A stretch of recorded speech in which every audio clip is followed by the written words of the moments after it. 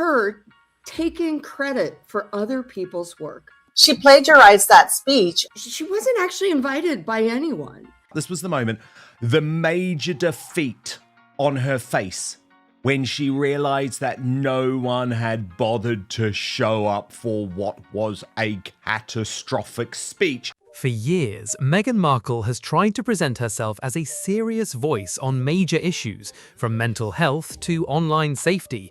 But her latest appearance in Geneva may have opened a door she did not expect. Instead of walking away with glowing headlines about her speech on artificial intelligence and child protection, Meghan found herself facing a much more uncomfortable question. Was the speech actually original? Tell parents to create their own seatbelts. We did not ask children to test unsafe medicine. We did not shrug at poisoned water or defective toys and call it the price of progress. The controversy began after Meghan appeared at the Lost Screen Memorial event in Geneva, where she spoke about the dangers children face online. The topic itself was serious, and nobody can deny that. She warned about algorithms, harmful content, and the growing power of artificial intelligence in shaping what young people see, hear, and believe. But almost immediately, people online started picking the speech apart. Viewers began comparing her words to arguments that had already appeared elsewhere, and the focus quickly shifted away from the message itself. Instead of asking whether Meghan had delivered a powerful warning, critics began asking whether she was bringing fresh insight or simply repackaging ideas that were already out there. And then, one comparison in particular started spreading fast. It was pretty messed up. And let me tell you why. Because she wasn't actually invited by anyone. She went to appear with the WHO, World Health Organization, but the event was WHO and Archwell Philanthropies. Critics quickly pointed to a recent article by Dr. Dana Suskind, where she argued that parents should not be left alone to carry the full burden of protecting children from new technology. In that piece, Suskind made a clear comparison.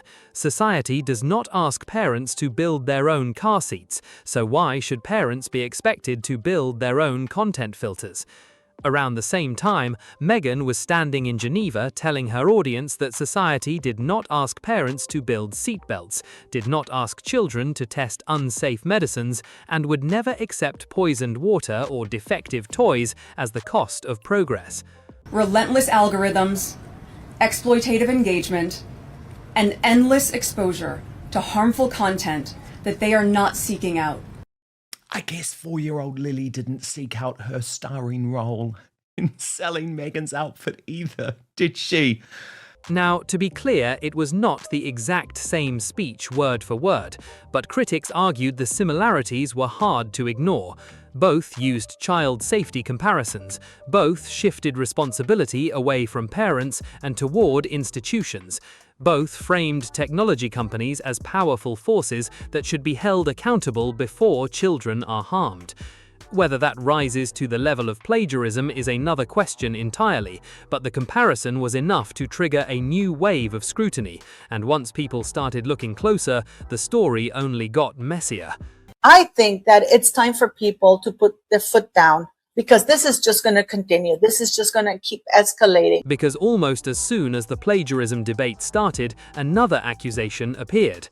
This time, critics were not just asking whether Meghan had borrowed ideas from another writer, they were asking whether parts of the speech sounded like they had been written with artificial intelligence. According to reports circulating online, some viewers claimed certain sections had the polished, generic rhythm often associated with AI-assisted drafting, and for Meghan, that created an awkward problem. She had gone to Geneva to warn about the risks of artificial intelligence, only for critics to suggest her own speech may have carried the fingerprints of the very technology she was warning about. Wants to protect children, it is a good cause, but I think it's a little ironic to have Meghan Markle come speak at an event for bullying when she's one of the biggest bullies, in my opinion. It's like having Bernie Madoff go speak at a convention on finance. Critics pointed to the speech's polished wording, repeated structures, and carefully balanced phrases. It featured the kind of rhetorical symmetry people now often associate with AI-generated writing. Some of the lines that stood out were phrases like, "Children are not products, they are not experiments, they are not expendable." Then came language about relentless algorithms, exploitative engagement, endless exposure to harmful content. To critics, those lines sounded powerful on the surface, but almost too perfectly packaged. They argued the speech felt less like natural human expression and more like the result of someone asking a machine to create an emotional public address about child safety. But there's just one moment at the end, and I want you to watch closely here. She's touching her nose, touching her nose. And I don't know what it's about. I've got some idea of what it's about. And I just want you to watch closely. Let's just give her the benefit of the doubt and think she's trying to do the one tear left eye. She's trying to get some emotion. We want our children to be safe. Let our children look back. And that was the real problem for Meghan. It was not just that people were accusing her of possibly using artificial intelligence to polish a speech, it was the timing and setting. This was not a business conference, a tech product launch, or a casual celebrity interview. This was an event centered around parents who say they lost their children after online harm. So when people felt the speech sounded overly manufactured, the reaction became much sharper. In a room built around grief, critics expected rawness, not language that sounded almost too polished. So she basically created this event just to show up, give a speech at an art installation, BT dubs, that was already there. She wasn't actually invited by anyone. According to people who attended the event, Meghan's speech was meant to feel urgent, emotional, and personal. She spoke about algorithms, she spoke about dangerous content, she spoke about technology companies profiting from engagement while families were left carrying the pain. But online observers quickly noticed something that bothered them. The speech sounded almost too smooth. Every sentence seemed carefully shaped, every emotional beat landed exactly where expected. And for a speech about children, grief, and online harm, that level of polish made some people question whether the emotion was truly lived or simply scripted. She couldn't stop smirking. She had that creepy smirk the whole time. That is what made the whole moment so awkward. Meghan was not just some random celebrity being accused of using ChatGPT to polish a speech. She has positioned herself as one of the public voices warning about the dangers artificial intelligence can create, especially for children. So the timing could not have been worse. There she was in Geneva, speaking about how AI is accelerating risks for young people, while at the same time, people online were asking whether AI may have helped shape the very speech she was delivering. For critics, the irony was too obvious to ignore, and once they started looking closer, another issue quickly surfaced. Speaking at an event for bullying. She's the bully. She's literally the biggest bully. You can even see her face sometimes when she has to interact with someone who's poor. She's like disgusted. She looks disgusted having to hug people who don't live in massive mansions in Montecito like her. She seems absolutely disgusted. Meghan was not presenting new research. She was not unveiling a serious policy plan. She was not announcing a major new initiative that would change the online safety conversation. Instead, much of the speech seemed to lean on themes people had already heard before. That is why the Dana Susskind comparisons suddenly became such a problem. Critics argued that if Meghan was not offering fresh ideas, then the next question became unavoidable. Where exactly were those ideas coming from? And by the way, it's not about you, Meghan, right? But she makes it all about herself. And she also does things that she doesn't understand why people think she's a hypocrite. That question spread across social media faster than expected. Some people accused Meghan of recycling existing arguments, and from there the conversation shifted again. It was no longer only about whether artificial intelligence helped write the speech. It became about whether Meghan was becoming a polished spokesperson for ideas developed by other people. And this was not the first time she had faced criticism like that. Over the years, critics have accused her of borrowing concepts, branding styles, marketing language, and even visual ideas from other public figures. Here's Jacket Lady. Look at her. She looks riveted, doesn't she? She's like, I'm near a princess. Oh, boy. No, she couldn't care less. She's not interested. And it's the public's verdict on we don't give a shit about you. Shut up and go live your life and stop bothering us with your fake profundities and fake title. Fairly or unfairly, that pattern has become part of Meghan's public image, so Geneva was not judged as one isolated speech. People were judging it against everything they already believed about her. They were not just listening to the words, they were reading the history behind them. And for many critics, the AI accusation felt like the latest chapter in a much bigger story about originality, image making, and authenticity. Because right now, authenticity may be Meghan's biggest public problem. She traveled to Geneva, Switzerland to give some speech about the dangers of social media. She posted on social media before she went a picture of herself surrounded by designer clothing and Lilibet. What audiences struggle to forgive most is the feeling that something is not genuine. And that was exactly the perception Meghan found herself battling in Geneva. The more she spoke about authenticity online, the more critics began questioning her own. The more she warned about artificial intelligence, the more people wondered whether artificial intelligence may have helped shape the very message she was delivering. And the harder she tried to present herself as a leading voice on the issue, the louder one uncomfortable question became. If these ideas were not fully hers, then whose were they? It's obviously ludicrous. The whole thing is ridiculous. And she's got to start realizing that her own actions are clashing. Posted Mama's Little Helper with the so-called daughter there, maybe shining her shoes, but very much part of the merch sheen operation, because at the front of the shot was the Armani dress and black shoes that Meghan would wear to the event. But if the AI accusations created a headache for Meghan, what happened next may have been even worse, because the internet was no longer only questioning how the speech was written. People started questioning whether Meghan was the right person to deliver that speech in the first place.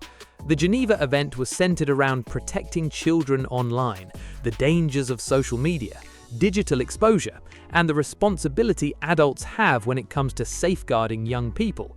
It was a serious message, and it should have stayed focused on that. But within hours, critics pointed to something Meghan herself had posted. Speech began with Meghan standing in front of that lost screen memorial, with virtually no one behind her apart from those few passers-by, and she began by thanking Dr. Tedros. Thank you for being here this evening, and thank you, Dr. Tedros, not simply for your leadership at the World Health Organization, but for your clarity. A photograph featuring Princess Lilibet. And just like that, the conversation changed again. For years, Harry and Meghan have spoken about privacy, media intrusion, unwanted attention, and the dangers of children growing up in the public eye. Protecting their children from publicity has been one of the biggest themes of their post-royal image. That is why critics saw the photo as such an uncomfortable contradiction. To them, it raised a simple question. How can someone warn about protecting children from the online world while also sharing carefully curated images of her own child with millions of followers? And now Dr. Tedros has posted today that he presented Meghan, the Duchess of Sussex. And that is where the Geneva speech started running into a bigger problem. It was no longer just about AI, originality, or borrowed language. It became about whether Meghan's public message and private choices truly matched. And for critics, that gap was hard to ignore. And yet, she's still not featured in the World Health Organization website the way she wants to, because of course, Dr. Tedros is a narcissist himself. And then came the question critics kept circling back to. It was not only about what Meghan said in Geneva. It was not only about how many people were in the room. It was also about who stood behind the event in the first place. Because while Meghan Markle's appearance was presented as a serious global humanitarian moment, it did not happen in isolation. Her speech was delivered under the umbrella of an international institution that has already faced heavy public scrutiny, and it involved figures who have long been surrounded by political debate, public criticism, and competing narratives online. Okay, we sped it up just so you can see.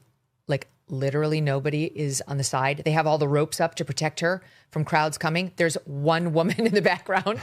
No one is there.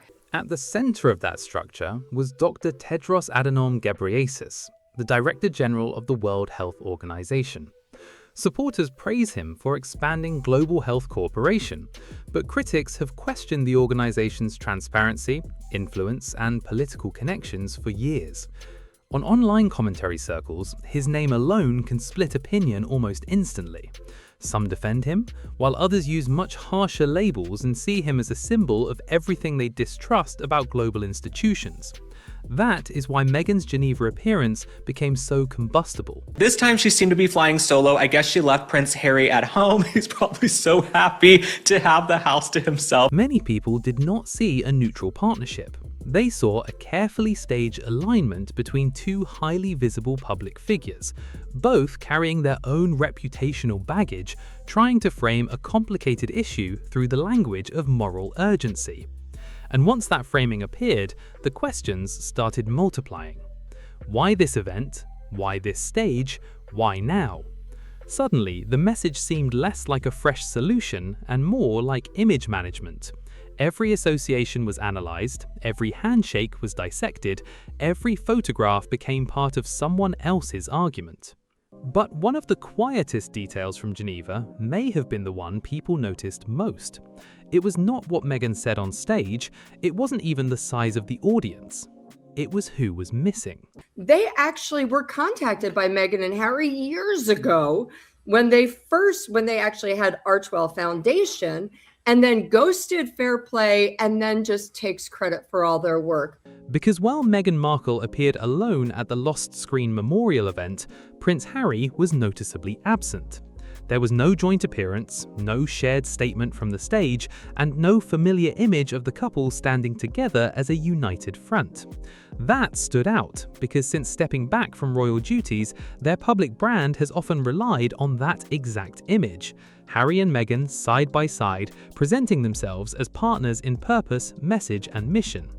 In Geneva, that image was gone, and critics noticed immediately.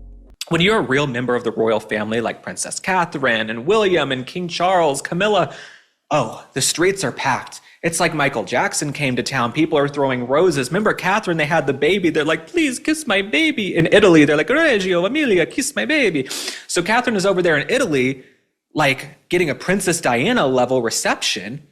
Meghan Markle shows up, it's crickets. And in online commentary, absence is almost never treated as just absence. It quickly becomes a clue, a signal, and sometimes an entire theory. For many critics, Harry not being there in Geneva did not feel neutral.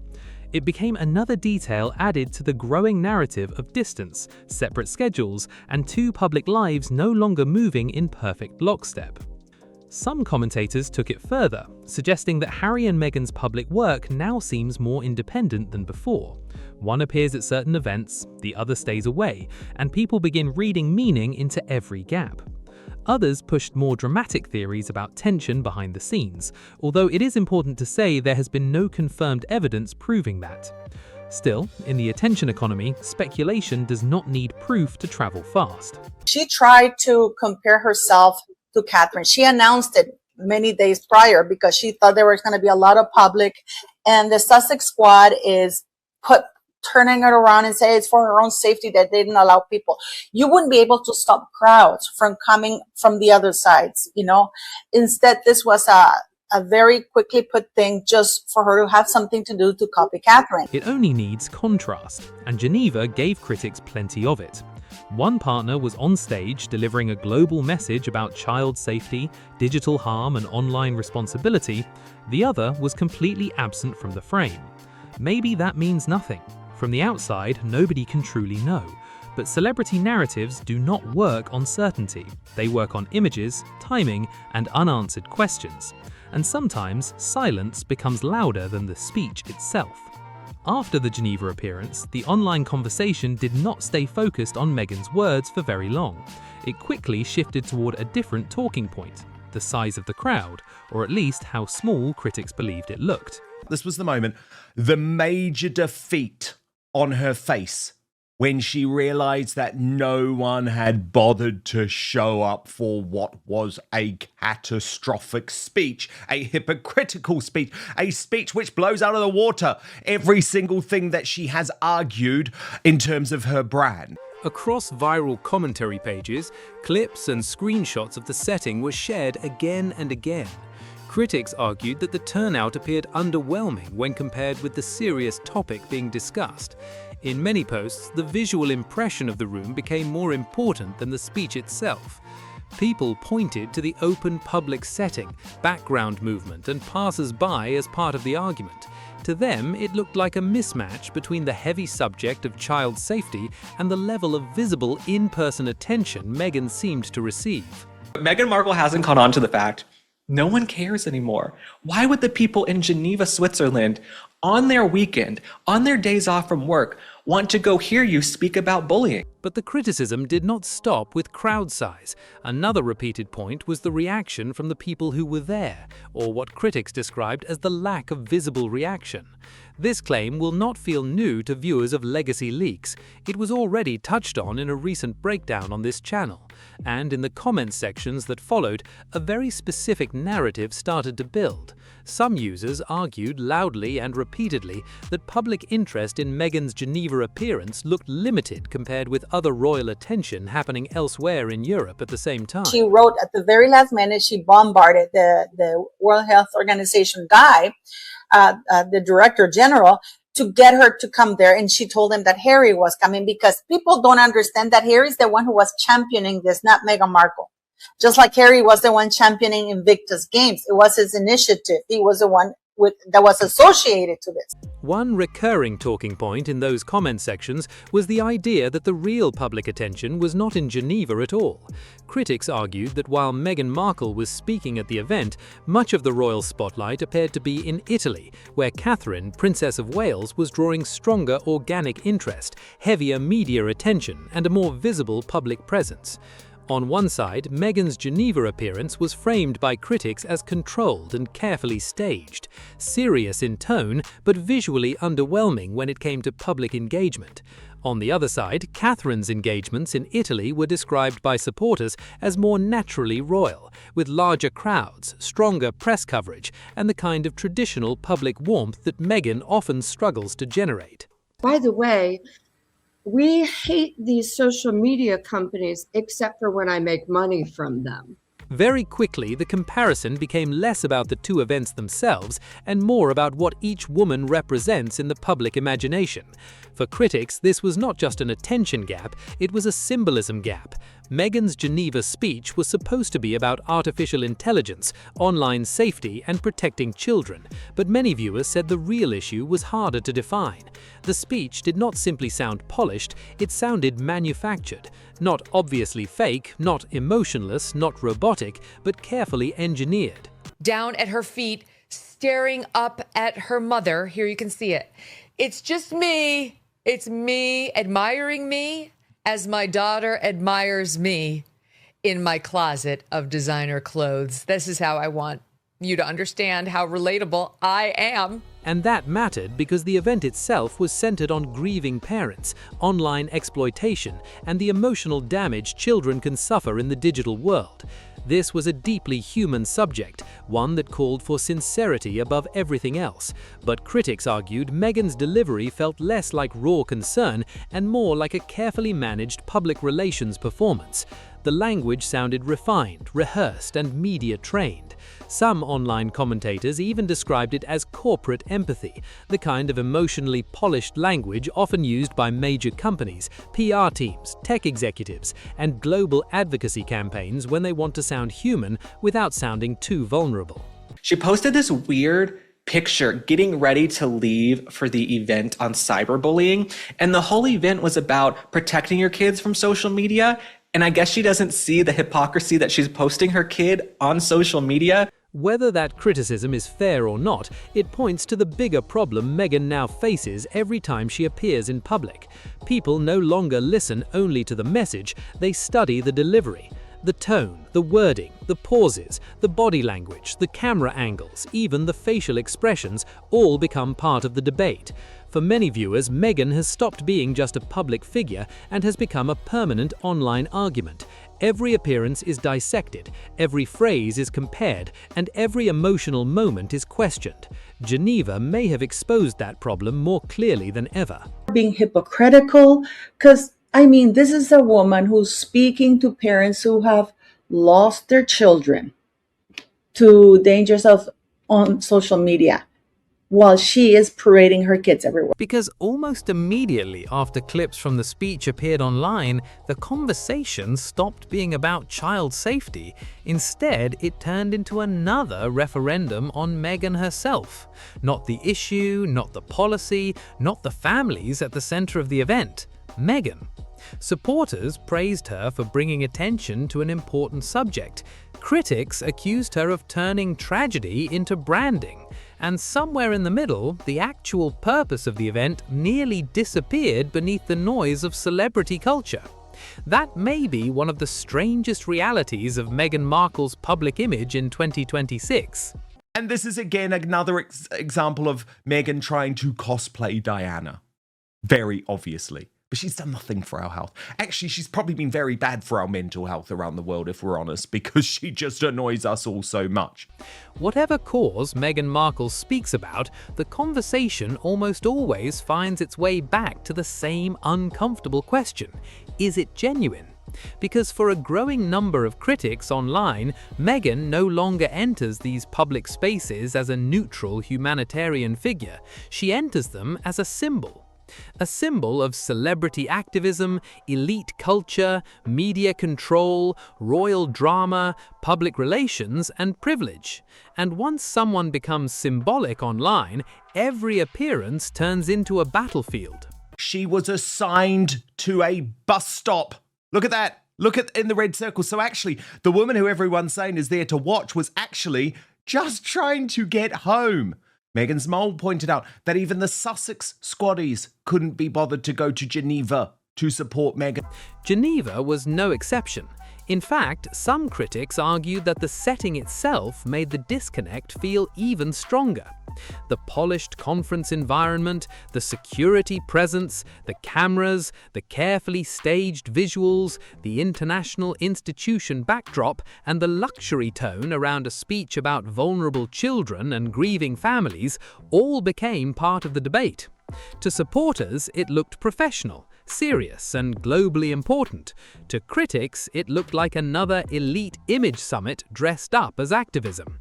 And that contrast became almost impossible to ignore online. For years now, Meghan and Harry have remained in a constant cycle of interviews, documentaries, speeches, podcasts, public statements, media appearances, and global initiatives. So when the word plagiarism entered this story, critics did not treat it like some random accusation out of nowhere. To them, it fit into a longer pattern. And that is where the danger comes in. Eventually, audiences stop reacting to the message itself and start reacting to the person delivering it. That is exactly what appeared to happen in Geneva. By the end of the controversy, people were not really debating online child safety anymore. They were debating authenticity, image management, celebrity influence, artificial intelligence, royal relevance, public trust, and whether modern audiences can still believe carefully crafted public figures at all. And for Meghan Markle, that may be the most uncomfortable question of all. Because once people start doubting the sincerity behind the message, even a serious cause can get swallowed by the controversy around the messenger. Geneva was supposed to be about children, digital harm, and accountability. Instead, it became another chapter in the ongoing argument over Meghan's image, her motives, and whether the public still sees her as believable. And if you thought this was wild, make sure to check out yesterday's video on legacy leaks, where we broke down the first major wave of backlash surrounding Meghan Markle's appearance in Geneva. Don't forget to subscribe to Legacy Leaks for the latest royal drama and breaking stories every single day. Now, I want to hear from you. Do you think the backlash against Meghan is justified, or has the internet simply turned her into a permanent target? Drop your thoughts in the comments below, hit the like button if you enjoyed the video, subscribe to the channel, and share this with someone following the royal drama closely.